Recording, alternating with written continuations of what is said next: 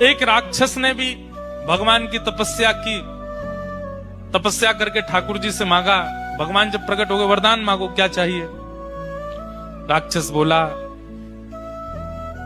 प्रसन्न हासा रुड़लो चलो लसत, जब आप ठाकुर जी मुस्कुराते हैं तो आपके गाल बड़े प्यारे लगते हैं मुझको।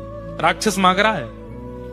भगवान बोले तो वरदान तो मांगो क्या चाहिए। बोले कि प्रभु मैंने बहुत कुछ खाया अपने जीवन में, बड़े बड़े जीव खा लिए, बड़े बड़े जंतु खाए, मानव भी खाए, देवता दैत्य भी खाए, अब आपको खाने का मन कर रहा है। भगवान बोले तू मुझे खाने के लिए तपस्या कर रहा था।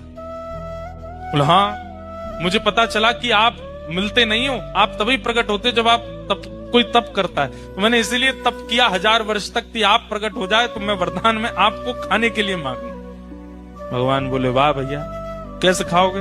बोले आ जाओ मेरे पास, आपको लेकर के खाना शुरू करूं, आपके गाल पहले खाऊंगा, आपके हाथ फिर खाऊंगा, फिर चरण खाऊंगा। ठाकुर जी बोले भैया देखो इस रूप में तो संभव नहीं है, तुम अगर हमारे पास आए भी तो इतनी योगनियां, इतनी शक्तियां चारों तरफ हमारे रहती हैं कि तुम जल करके नष्ट हो जाओगे, तुम्हारी इच्छा पूरी करेंगे। बोले क्या। कालांतर में तुम एक कीड़ा बनकर के गंडकी नदी में जाओगे और जब हम वहां शालिग्राम बनकर के आया करेंगे तुम हमें ही खाया करोगे, उसी से ही हमारे अंदर रूप प्रकट होने लग जाएंगे, तुम्हारी इच्छा पूरी हो जाए, खूब खाना, झिक करके खाना। तो गंडकी में, शालिग्राम जी में कभी कभी आकृतियां प्रकट हो जाती हैं, वो आकृतियां उस राक्षस को ही शाप दिया भगवान ने खाने को, खाता है ठाकुर जी को।